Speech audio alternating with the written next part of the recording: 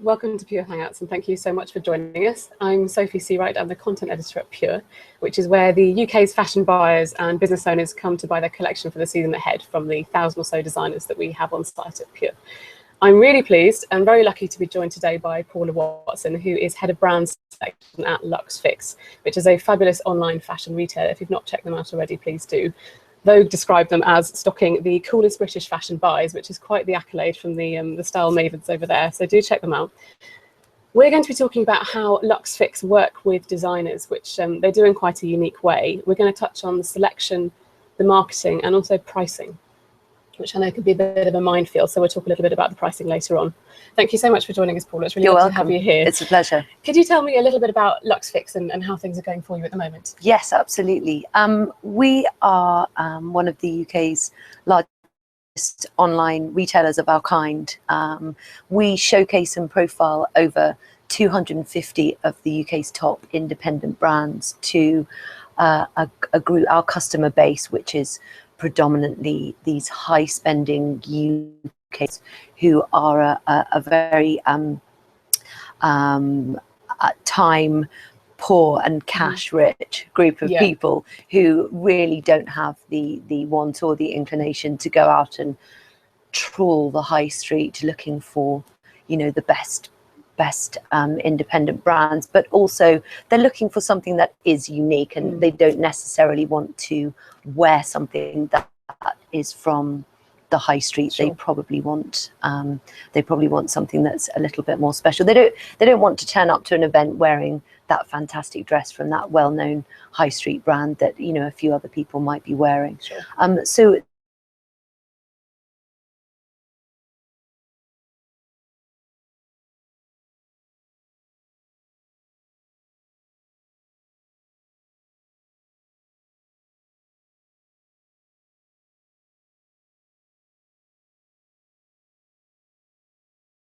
and then about 8 years ago, I left to launch a business. I actually started in shoes, and so I made the move from investment management to fashion, which was a huge change, obviously. Yeah. And I launched new brands. So I worked with these fantastic designers, taking their ideas of wanting to have their own brand and making that a reality for them. So everything from all the business side, so everything from, you know, registering a company at Companies House, getting a website up and running, setting up their, you know, what marketing or PR they were going to do, and finding factories for them to deal with, and all the way through to having this product that they would then take to market and sell to shops.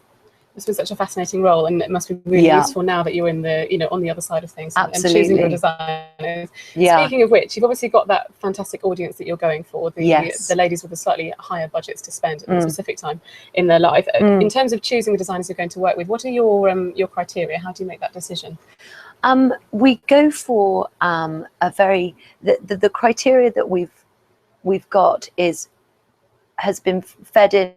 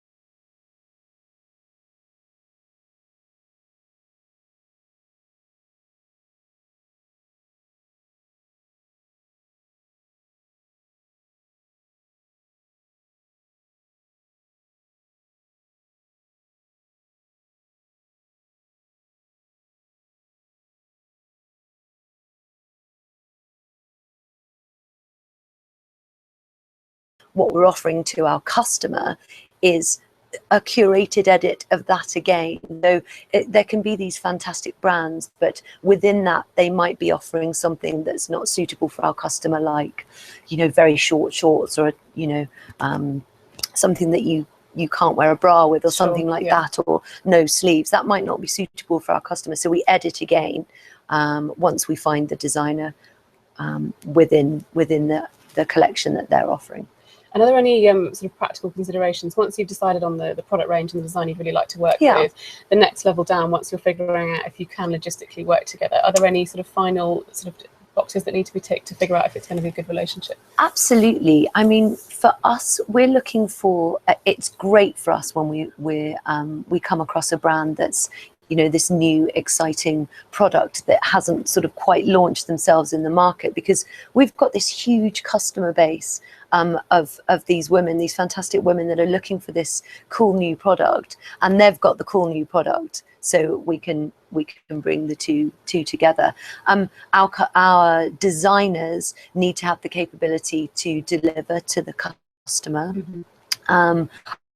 Important for the designer. We work with the designers imagery, and we think that's really important. We're trying to represent the designer in the way that they want to be shown, so we work with all of their photography. So really great photography is good for us. You know, great clean shots and beautiful model shots and things like that. That comes up a lot, actually, in terms of sometimes the mismatch of, you know, buyers looking around Pure and they'll find that the brands don't have as good photography as they'd like, and sometimes that can be a stumbling block. So it's interesting to hear you say that as well. Well, I think particularly if you have your own brand and you're retailing yourself online, to be represented in the best possible way that you can online is so important. Because, you know, it's the first point of contact that the customer is going to see when they come across your product. So, you know, it's the very first impression.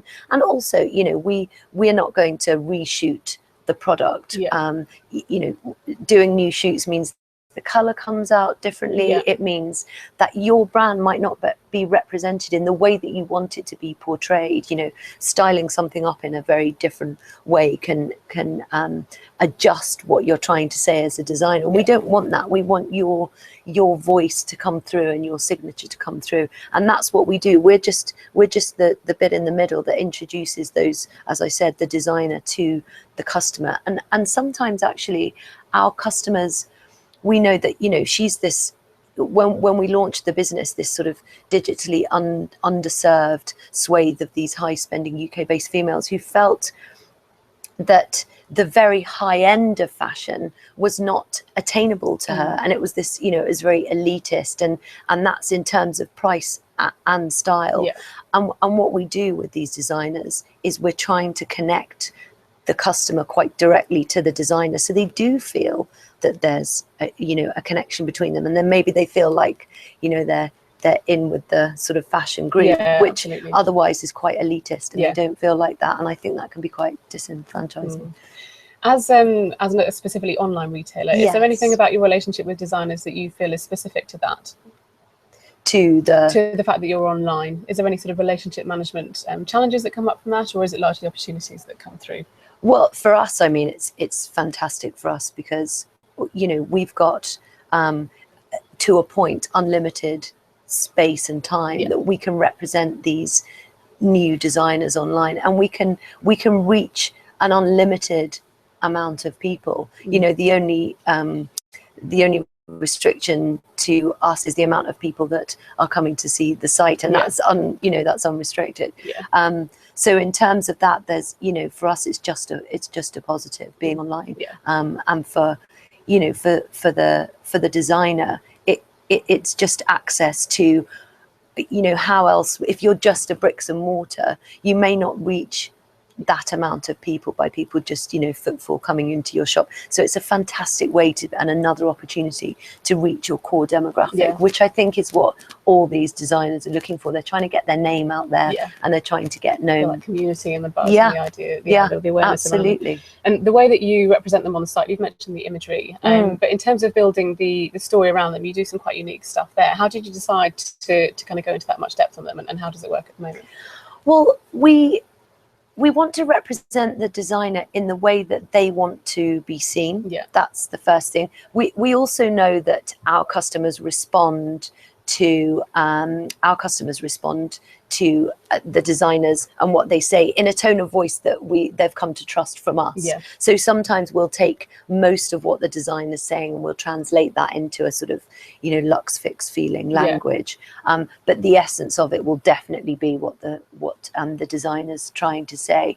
And what we do on site when we represent the designer is we give them all their moment on the front page, and we give them all, you know, we feature them in these newsletters that go out to our entire customer database, and we feature them specifically as a designer. And then when the customer comes back to the site, they're specifically at that designer's page. Yeah. So it's really focusing on them, and that's really great for that designer to have that and not be, you know, lost in of other brands. You know, they're getting their moment. And I know you take that through, don't you, all the way through to the actual delivery of the product.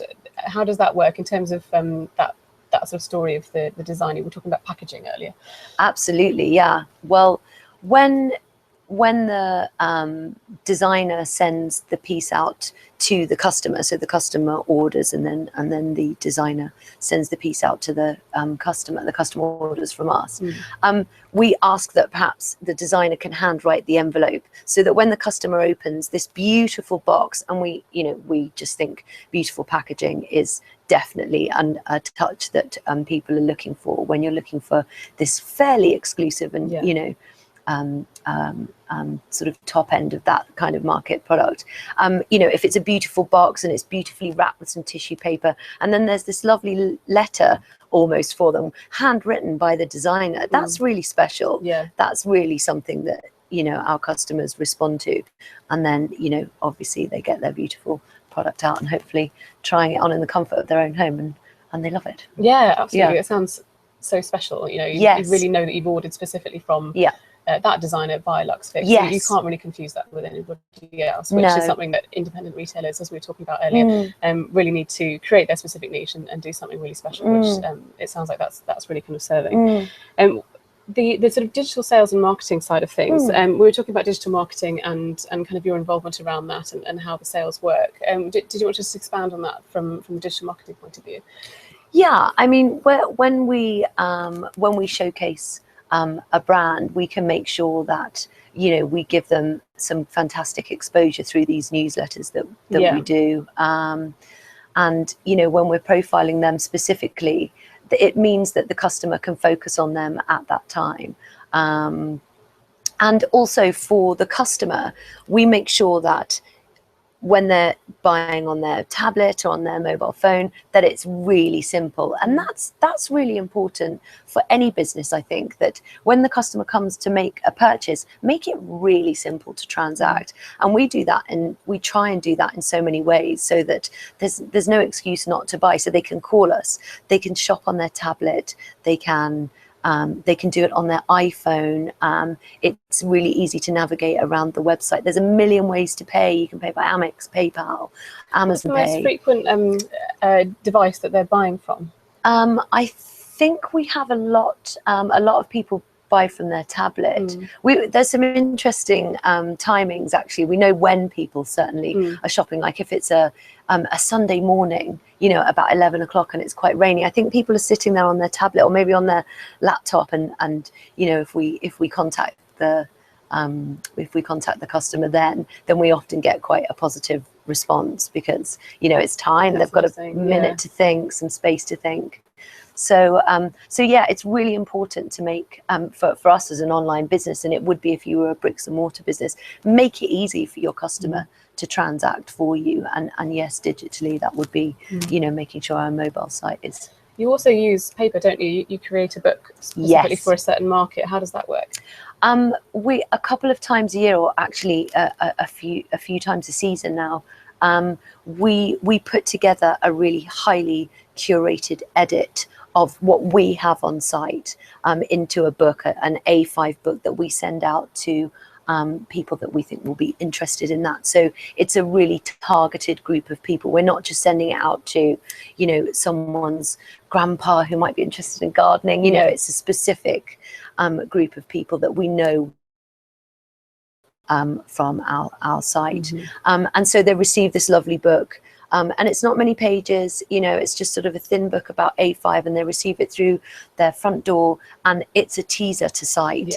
And so we have people that shop directly from the book, so they will call up. Perhaps some of our older customers actually who aren't that used to shopping online might call up and say, oh, I've seen this thing, and you know, and make a purchase from there. But mostly what it does is it prompts people to say, oh wow, look at that Lux Fix, maybe I've never heard of those guys before. They go online and then they see this, you know, this wealth of independent designers that they can shop from, and this, again, this, you know, a curated edit of pieces that would be interesting to them. Yeah, it's interesting that that's been so successful for you. You know, there's obviously a move online, and people are very much talking about online marketing and email marketing has been you know, a really key route for many people. But it's interesting that that's obviously you're doing more frequently than you were last year. It's obviously going really well. We are, and I think that online marketing and this, you know, sending out missives through the post as well,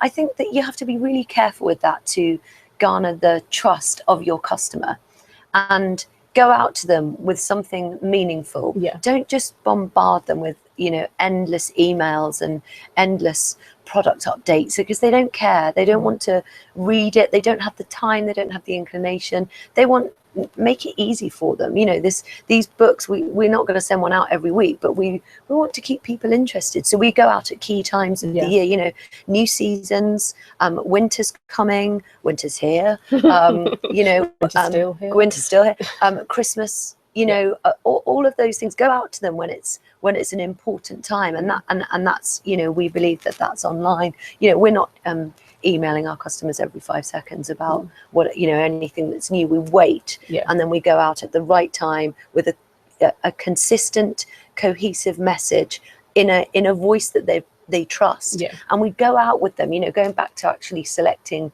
designers and things like, you know, the criteria that we use, we make sure that we go out to them with product that they will only be, we're pretty sure, be interested in, because otherwise we'll break that trust. If we keep emailing them and we go out with pieces that aren't of interest or don't fit into their criteria, then they, you know, they'll get fatigued and they won't want to deal with us anymore. And we go for something similar with Pure. Actually, we just send out the I'm notebook sure just before the show, and we know that because we've done a lot of research, we know exactly the right time when people want to hear about something specific, and it's just creating that balance, isn't it? It's difficult to do, and as an independent retailer it's even harder, but important to get it right.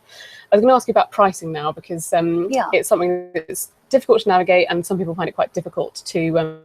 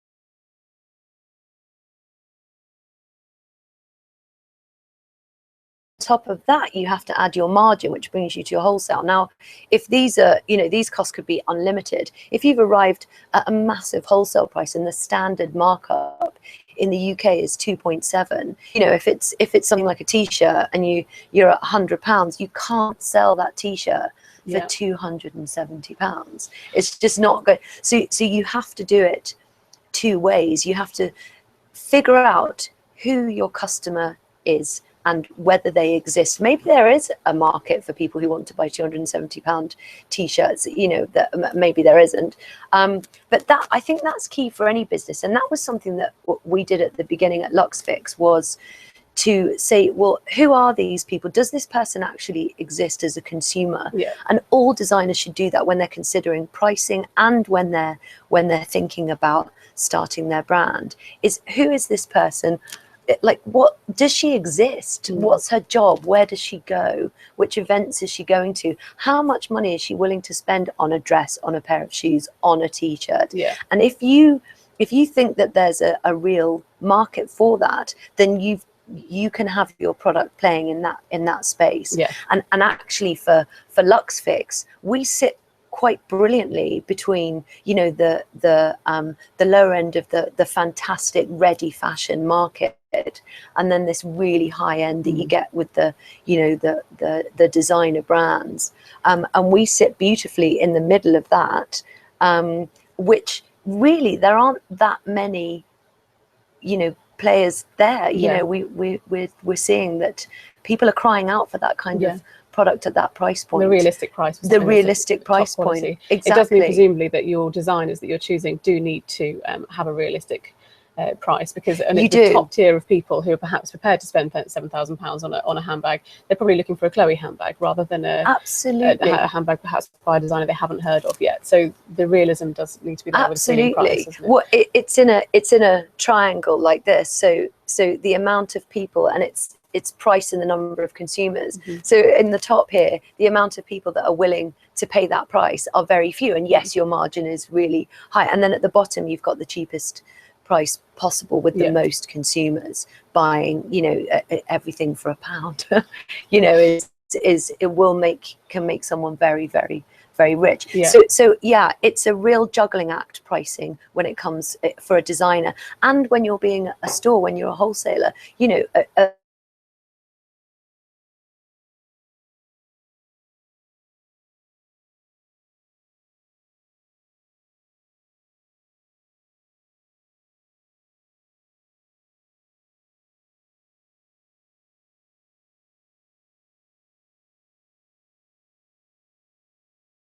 and as a retailer, you've always got to think about how much I can sell this product for, whilst still making the margins that I need to, but not outpricing myself in a market. And do you go through the same process to come up with your retail price? Do you start perhaps with a 2.7 and then see which way you're going to move from there, or is it pretty straightforward? At Lux Fix, we work with the designer on that.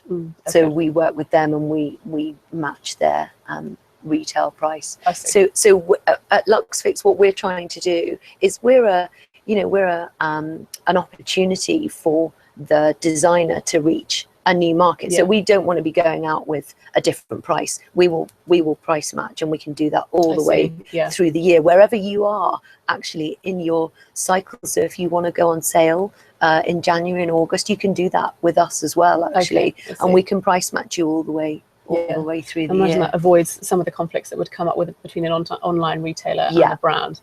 Absolutely. With price differential on an online product is difficult. You don't want to be undercutting yourself. To be avoided. And consumers are smart. They will go out and they will find. Only takes 5 minutes now, doesn't it, to find a cheaper option? Absolutely. In terms of the data that you have access to, I know that spreadsheets is very much your thing. Yes, I love a spreadsheet. Can you just talk me through the kind of the biggest ways that you would use data to make sure that Lux Fix is doing well? Absolutely. I mean, it's been so fantastic for us as we've grown over the years to be able to information. So now that we know that one of our biggest selling category is dresses, that's great.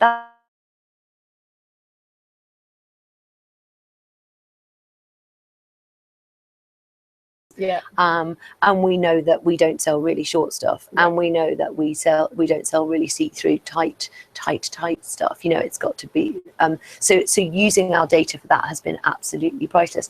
And then now, as we're growing, we're working with our designers ahead of their next season. So I'm meeting with someone after we speak today, and I can go to them and I can say, right, last season you sold mainly this one in the blue, in sizes 14 mostly, and then some 16s, but then 12s and then 10s.